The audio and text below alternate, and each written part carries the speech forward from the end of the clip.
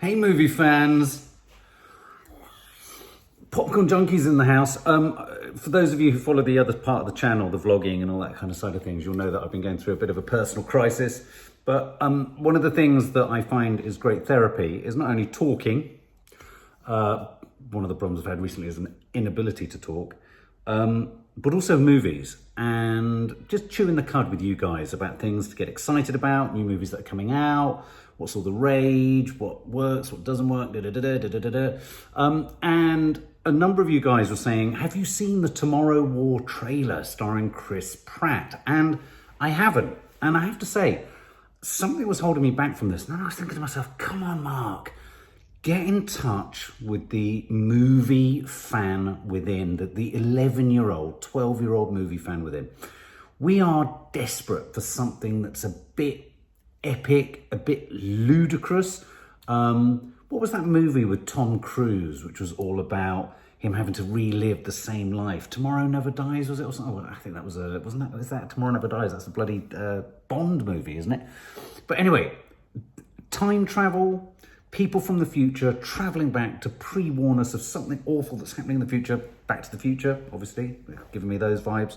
But the Tomorrow War. So this, if I'm right, my sketch pad grab on this movie is soldiers or people from the future, 2051 or thereabouts, travel back in time to tell us now that we're fighting a war that we're losing in the future, and we need to recruit soldiers from now to travel forward in time to fight then. And at the heart of it all is Chris Pratt. Now, Chris Pratt, thoughts on? Tell me now, down below, your thoughts on Chris Pratt. Come on. Good, bad, what's your favourite film? We all know him from Guardians of the Galaxy. I remember him popping up, obviously, in Parks and Recreation. I also remember him, not popping up, he was in Parks and Recreation, but I also remember him popping up in the Joaquin Phoenix film.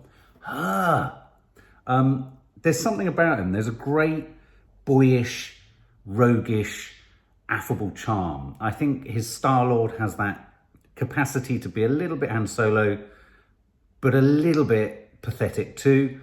And I like that about him. I like the fact that he's not afraid to look a bit pathetic. And this is where my concern comes in with some of the later manifestations of his films. Jurassic World, I thought he was great. And then the second Jurassic World, I thought it was a bit more taking himself seriously. And to be honest with you, one of the reasons I kind of held back from watching this trailer was I thought, I like the Chris Pratt that's funny. I like the Chris Pratt that's wisecracking. I like the Chris Pratt that, is in these ludicrous situations, but is always giving us a little bit of Star-Lord, if I'm honest. I think he's a great comic actor. And so my worry was that this was going to be one of those movies, a bit like Independence Day or something that goes straight down the barrel.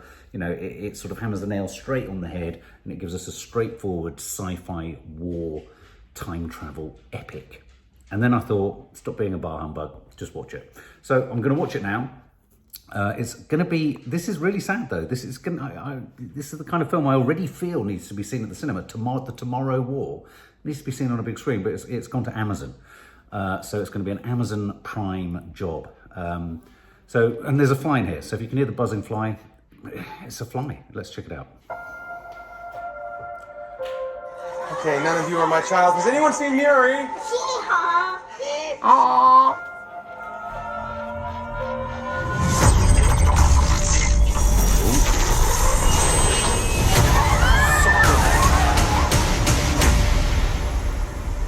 Skydance, Paramount. We are fighting a war 30 years in the future. Is this a joke? Our enemy is not human. We need you to fight. You got drafted. I will be back. Why is this happening? What about the teacher's deferment and the veteran's deferment? If I don't go, they're going to draft you in my place. But if something does happen to me, you and Mary will be taken care of. If something happens to you, Dan, 70% of draftees do not return. Sometimes a man does what's best for his family, not himself. Move your shirt, please. Wait, what's this for? It's just a test. Oh, a seatbelt. Was it a driving test? No, you don't have jokes in the future? This device facilitates your jump to and from the future war. 1 minute to jump. Oh, here, buddy. Take that. You just look around like that. How are you so calm? Long story. Be ex-military? Yeah. Kind of a short story, I guess. 3, 2, 1. In 11 months' time, all human beings in the future will be wiped from the face of the earth. Unless you help us. I was trying to save my daughter. If I gotta save the world to save her, then I'm gonna do it. This is the end. The human species will disappear from the face of the earth. We are literally living on borrowed time. There's still a chance that we can stop this war from ever happening. So we gotta fight.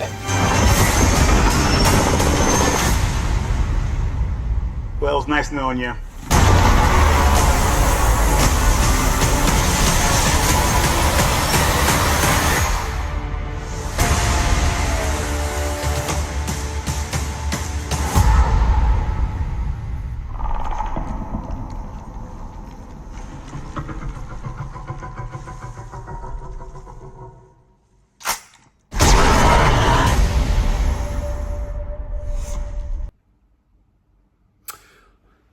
If I've got to save my daughter by saving the future, or something like that. If I've got to save the future and save my daughter, if I don't save the future, I can't save my daughter.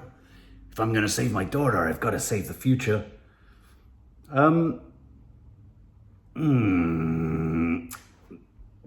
It is what it is. It's a genre film. There's a moment of comedy in the trailer. I feel I've seen it all before. I feel I've seen not only it all before, but the whole fighting for your child, even the time travel element. I thought that might be a bit more sort of, I don't know, sophisticated or a bit more complex. I thought we were going to see him. Yeah, I mean, you can't see all this in the trailer, but I'm hoping that maybe in the film there's more of a struggle, an internal struggle for him. Don't you have jokes in the future? That's the kind of Chris Pratt we know. J.K. Simmons in there, great cracking actor. I don't know, you know, and the monster, it's feeling a bit A Quiet Place monster, a little bit Stranger Things monster. We've got to get away with these kind of moving jaws on the end of spindly legs. I just think we've got to try and think of, I think we've got to rethink extraterrestrial shit.